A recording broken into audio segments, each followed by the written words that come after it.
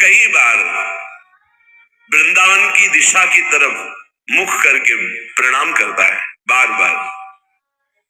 वो एक दिन ऐसी पदवी को प्राप्त होता है कि सर्वलोक उसको नमस्कार करते हैं।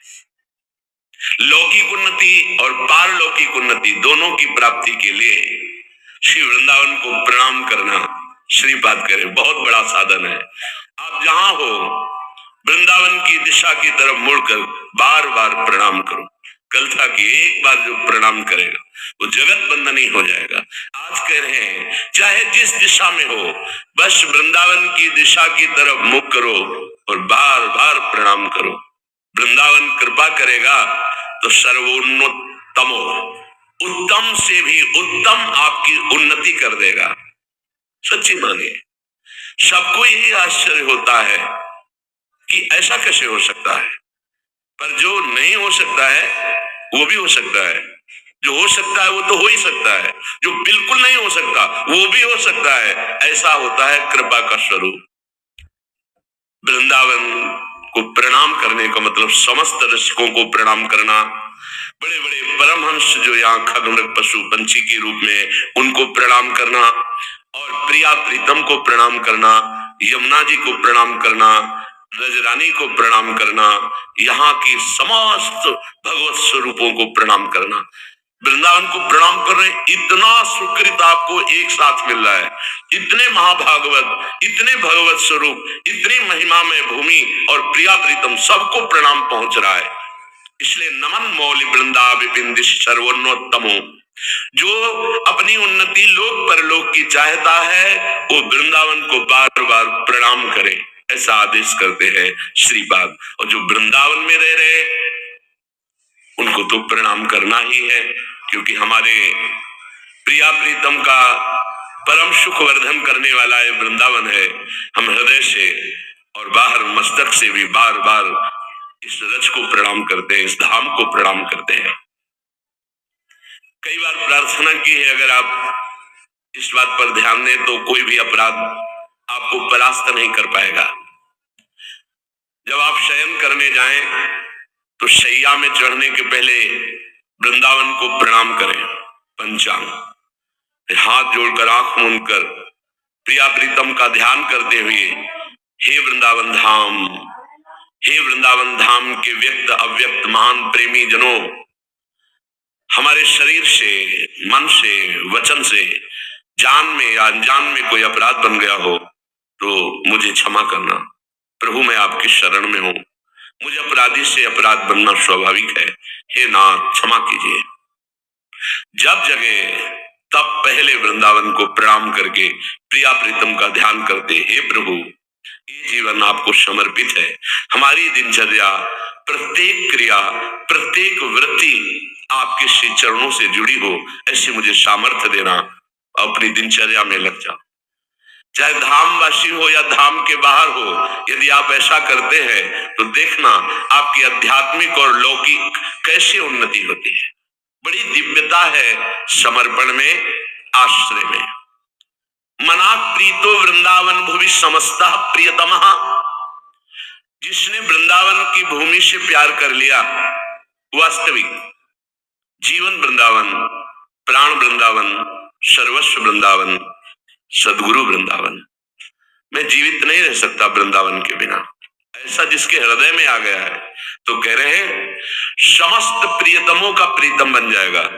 क्या भाव है? समस्त प्रियतमों के प्रीतम है प्रियालाल, वो प्रियालाल का प्रीतम प्यारा बन जाएगा। प्रीतम माने तो सर्वश्रेष्ठ प्यारा। वो प्रिया प्रीतम का लाडला बन जाएगा जो वृंदावन से प्यार करेगा।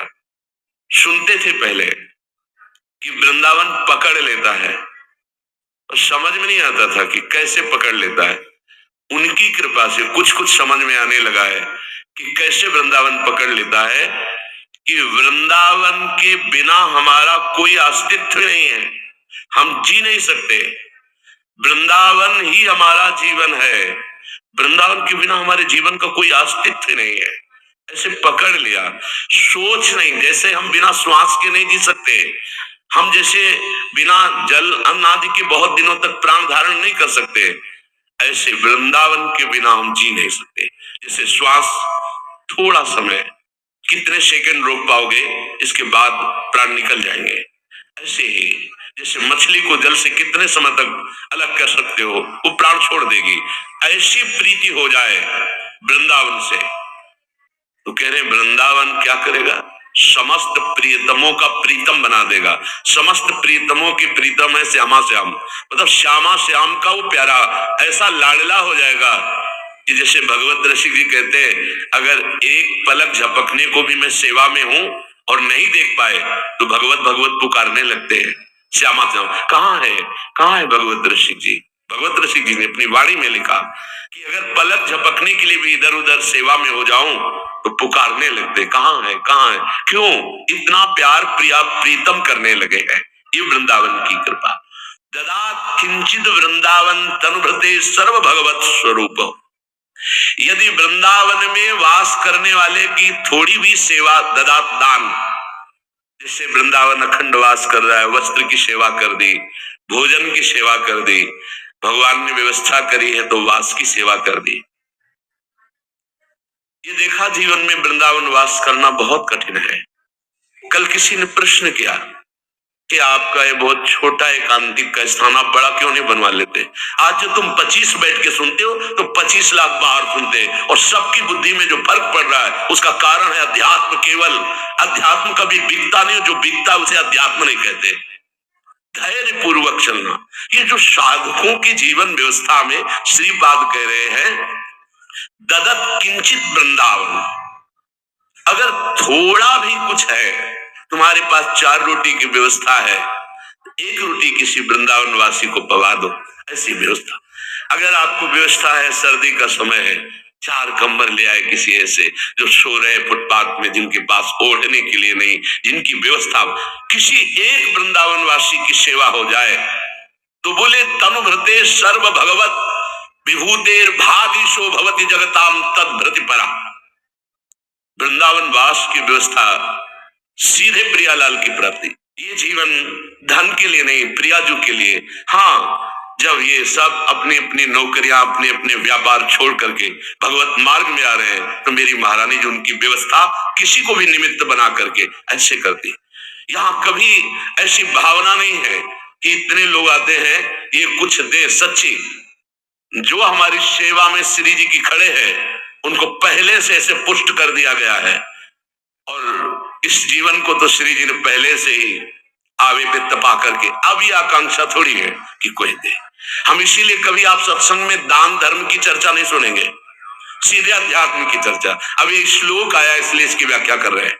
तुम्हारी जेब में क्या दम है, अखिल ब्रह्मांडों का स्वामी जिनके आगे माथा झुकाता है, हम उनके दास है, फिर तुम्हारी तरफ देखे तो धिक्कार है हमारे जीवन को, फिर हम जाना ही क्या, फिर जाना क्या।